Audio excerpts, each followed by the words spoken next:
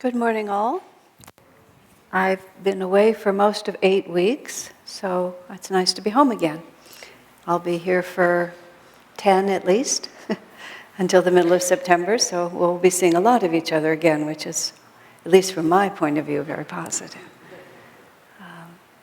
Our reading today really couldn't be more wonderful. This one and the one that follows are just, they just speak. It cuts right through to the very center of everything that the spiritual path is about. One line in what Vinny read for us is to say that we don't create spiritual understanding, we perceive it. It's a very simple statement, but it's a really deep one. It's not as if we actually travel any distance or become any different than we are. We just become aware of realities that are always with us that we're too distracted to notice. And the entire journey of the soul from the beginning of its incarnations to the very last moment is removing all those distractions from our perception. And it's an odd way to think about things because most people go at life and consider the obvious thing in front of you to actually be the point. As Master puts it in another place, he speaks of how God confuses the plot, or makes the plot seem very confusing, when he actually says the plot of human life is extremely simple. We start out being distracted by the non-essential, by the temporary, by the unfulfilling. We go through adventure after adventure after adventure, testing out whether the non-eternal can ever be made eternal, even if I really, really want it, and whether that which is distracting us can ever actually fulfill us, even if I really, really want it. And gradually we figure out that there's really only one reality to live in. And that reality is the presence of God within us. And it says also in our reading today, it's not merely that we abide in God, but that God also abides in us, and that His Word is with us, and that we keep His company. That's the simplest and the truest part of it. What we don't understand about our lives, and again, this is where it becomes really quite simple, is we don't understand that we're always keeping the company of something. It's just that whatever we're keeping the company of, it grows familiar to us and we think of it as ourselves. But reflect for a moment. Our minds are always just wandering from point to point to point to point to point. Some of you are listening to me now, and some of you, your minds are wandering, aren't they? From point to point to point to point. Whatever it might be. We sit to meditate, we try to concentrate on the breath, on the mantra, on the sound of Om, on the Kriya, whatever it is. And even as we're trying to do that, we are quite simply becoming distracted. And in the small way that we become distracted from the little project that we're trying to do, I am working on, I'm about to start writing another book, and I was remembering this software program that I put into my computer. I haven't used it in a long time. It's called Freedom. And it was actually, I don't know who created it, but I think it was created by a writer. And according to the website and the testimony, it's used by many, many, many well-known writers. It absolutely locks you out of your email. And at least for the average person, you can't get around it. And you set a time and you click and that's it. No matter if you change your mind later, it will not let you back in. And many well-known authors credit their writing success to this program. And it's a small thing which is dear to my heart at this moment. You're working on the same machine and it's so easy just to go over there. We have one objective, but then something begins to talk to us over here, doesn't it? And so it is, once we become devotees, we become disciples. We have one objective. We really want to be aware of our higher reality. We want to be aware of Divine Mother working with us. You, the mother of us all, as Karen sang so beautifully. And yet something starts reflecting over here, and all of a sudden you're looking. Sometimes when I'm driving, I'm an okay driver, but Swami Kriyananda never let me drive his car except in extreme circumstances when there was absolutely no other choice. Then he would allow me to drive and drive him every once in a while. Because as he put it quite simply, it's not that I'm a bad driver, it's that I forget I'm driving. I've never had an accident because I'm aware of my limitations and I drive very cautiously. But nonetheless, and he's absolutely right, I'm driving, but driving is boring. So I'm driving, and then something over here is much more interesting, isn't it? Now, it helps us on the spiritual path to reduce the enormous complexity of this down to little bite-sized pieces that don't confuse even our simplest minds, which is what am I concentrating on, and how am I allowing myself to be distracted? There's a marvelous principle here that isn't exactly in our reading, but it's so beautiful to understand. When we really understand that the power of who we are is actually already within us. That this is what I was saying earlier. We don't have to accomplish anything. We have within us all the resources. We are made of the stuff of spirit, and we just don't know it. The light emanates from within. That's what I was wanting to say. But I feel sometimes as if the whole world is made out of reflective tinfoil. Don't you? And you look out, and it seems to sparkle with its own light. And just like little children become interested in what they see, they reach for what they see, it looks so attractive to them. When we're standing here, we look, we see people, we see things, we see our own reflection, whatever it might be, and it seems to give something to us, doesn't it? And it seems to emanate a light of its own, and we don't understand that whatever light it's giving back to us has to be whatever we gave it in the first place. This is why everybody falls in love with somebody different. Well, hopefully with somebody different. Sometimes that doesn't quite work so neatly. This is why that which is beautiful to one person is not at all beautiful to someone else. Just a million different ways. Because we first project out what Sri Yukteswar described in Autobiography of a Yogi, when Yogananda asked him to tell him a few stories about his life. Sri Yukteswar said, I'll tell you a few, each one with a moral. And he talked about how he became absolutely determined to have a very ugly bulldog that he really wanted.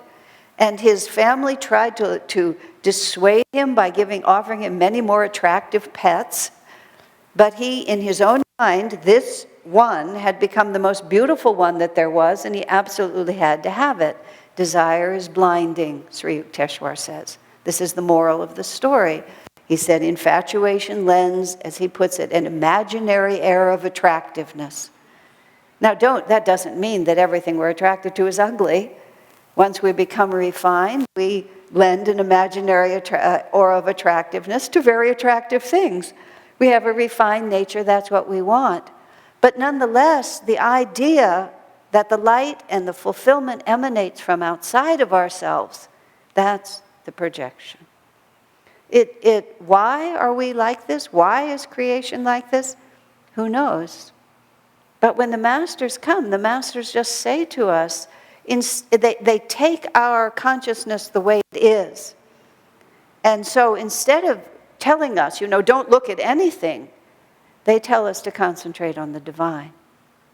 So since our energy is going outward anyway towards something outside of ourselves, we direct it at least to those realities that can actually give back to us. Because you see, that's the difference between everything that we reach for, and other people often can give us a great deal. Our children, our loved ones, our relatives. It's not that everything is inert by any means, but the perfection of understanding and love that we're seeking can only come through the divine. And we just have to learn that again and again. And even when we're loving one another as deeply and as wholeheartedly as we are capable of doing, what is it that we are loving? Is it really that personality, that person, that body, the fact that this is my relationship, my child, I gave birth to this, whatever it might be? Or is it really the reminder of the divine? Is it? What is it that we're loving? The more deeply and truly we can love right through everyone, right through everything. You see, this is the secret of living in the world with so much enthusiasm, loving people without the slightest fear, being able to be in this world as wholeheartedly as the masters lived. Everywhere we look, we're not distracted, because always we are, as Jesus said, abiding in Him. And we see not only ourselves, but everyone around us, just as branches of that same vine. Yesterday was Sister Gyanamata's birthday. It's also, of course, the birthday of the United States, but Sister Gyanamata is a equally important anniversary to celebrate. She was Master's most advanced woman disciple. And she tells the story of when she first met Master. He was speaking in Seattle where she lived, and her son went to his classes and then brought him home to dinner. And that was the first time she laid eyes on him, 1925 it was. And she, at the dinner table, some of you heard this in the play we've done, at the dinner table there in her home, they had a salt shaker with a leaded bottom. So it was like a toy.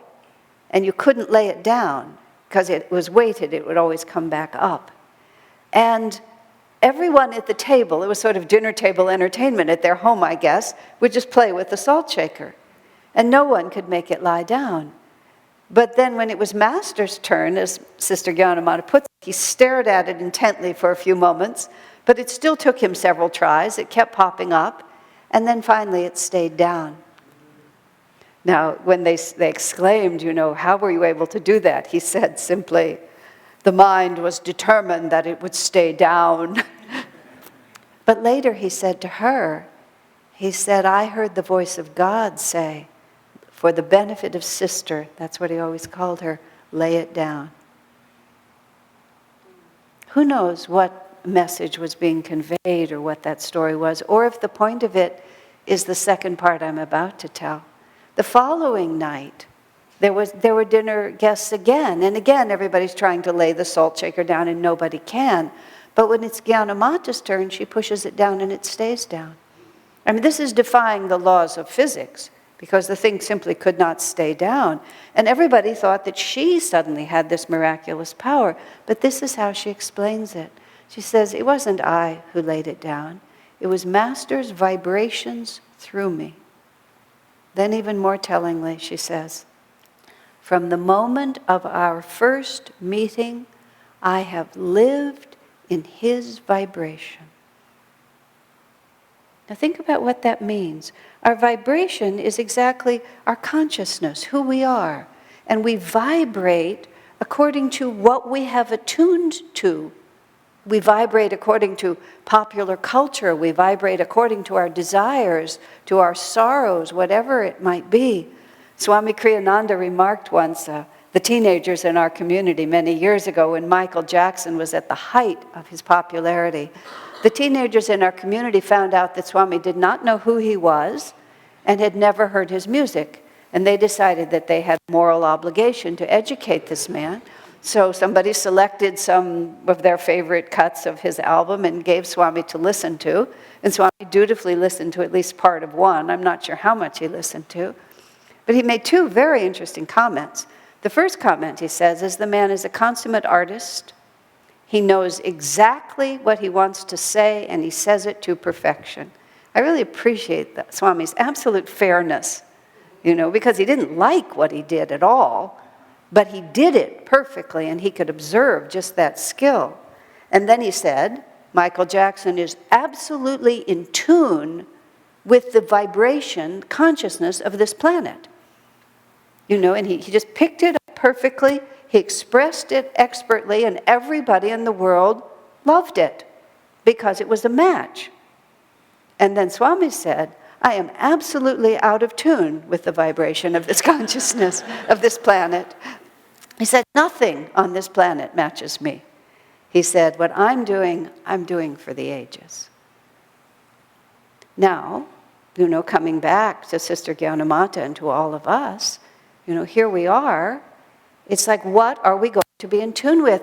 We think of ourselves, you see, as fixed entities because there are all these confusing twists to the plot that make us think that we're fixed entities. We're born in a certain family with a name, we have photographs, all these different things we can see. We have this continuous self-definition. This looks like who we are, isn't it? Of this nationality, this color skin, this gender, whatever it might be. That's what we think we are. That's one of the confusing twists in the plot. And we don't understand that we have merely accepted and tuned into those realities and identified with them.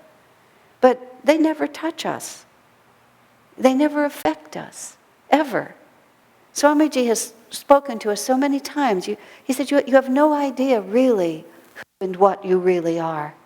We're so different than we think. We are nothing but a ray of the divine consciousness at all times. We are nothing but a unity of consciousness with our Master, and really with all the saints that ever lived. But we're so distracted. We're so distracted by the bodies we live in and the people we live with and the identities that we have. Not that we aren't responsible for those. You see the difference? We are responsible for all of that. But that doesn't mean it's me. I'm responsible. I kept forgetting my robe today. I left it in the house. I left it in the car. I just kept going back and forth. I'm responsible for it.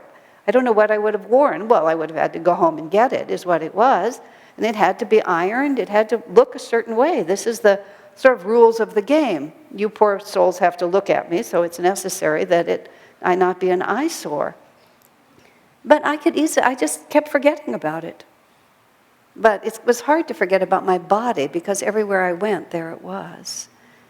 But Master, toward the end of his life, he was walking with Swamiji and he stumbled.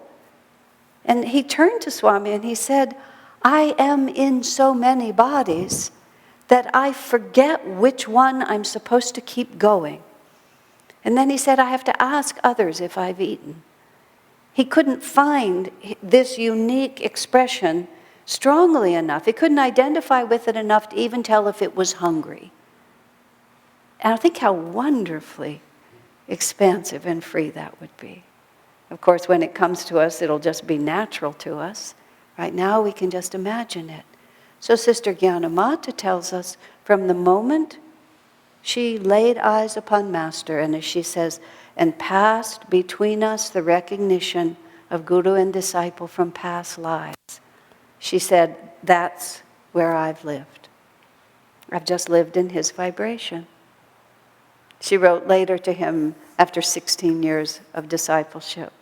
She said, I no longer feel your absence because wherever you are, there am I. As she put it, standing invisibly, silently and invisibly before you. She abides in him.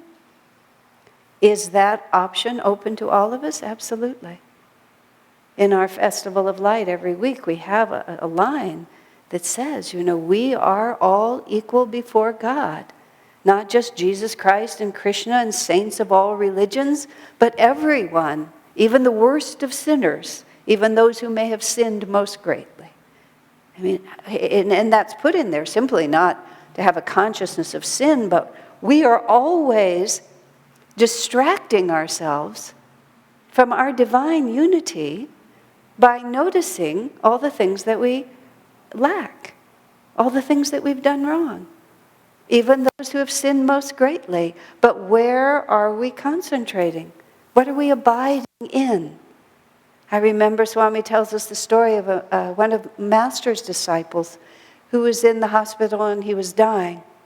And Swami Kriyananda went to visit him on behalf of Yogananda. And the man was very conscious in his last hours of his limitations. And he was lamenting, I've done so many wrong things, he was saying. And then Swamiji came back and told Master that. And Master was so sad when he said that. He said, I wish he wasn't like that.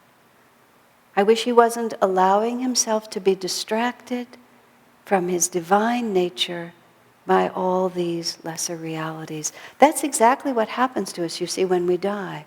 The light appears in front of us and the tunnel of light is there.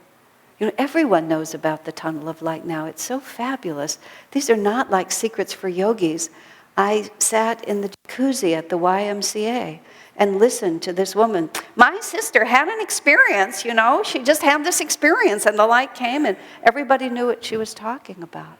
It's fantastic. It's a wonderful age we're living in. So the light is there and our spirit, our consciousness starts getting drawn into it. That's what happens when we die. And that's where people have this experience, the near death and return. Something happens. And they feel their consciousness leaving their body. And they see the light and they see the tunnel, which is actually the spine. Because what literally happens is we exit the way we came in.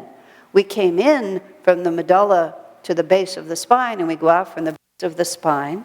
Most people go out through the medulla, because the medulla is our ego. This is the infinite identified with the limited. And insofar, at the moment of death, we continue to be distracted by the limited, which is our body and all that it implies, astral and causal bodies too.